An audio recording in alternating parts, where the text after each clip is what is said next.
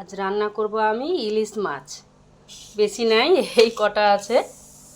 আর ইলিশ মাছ দিয়ে এই যে কেটে রেখেছি বেগুন, এগুলো দিয়ে আজকে রান্না করব।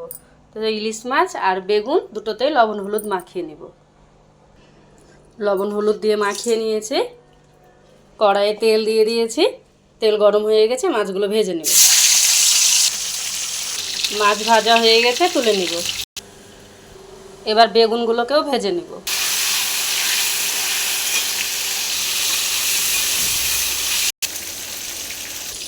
বেগুনগুলো ভাজা হয়ে গেছে, এবার আমি তুলে নিব। এবার কড়াইয়ে ফোড়ন দিয়ে দেবো কালো জিরে, কাঁচা লঙ্কা আর পেঁয়াজ।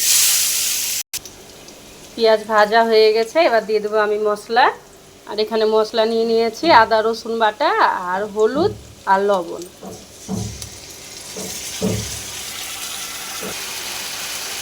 মশলা ভাজা হয়ে গেছে, এবার আমি জল দিয়ে দিব।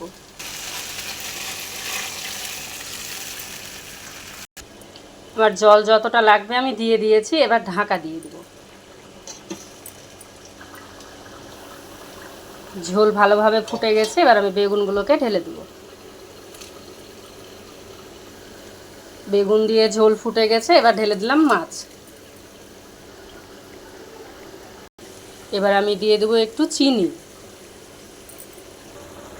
রান্না হয়ে গেছে, এবার আমি ঢেলে নেব। তরকারি ঢেলে নিয়েছি, রেডি আমাদের ইলিশ দিয়ে বেগুন।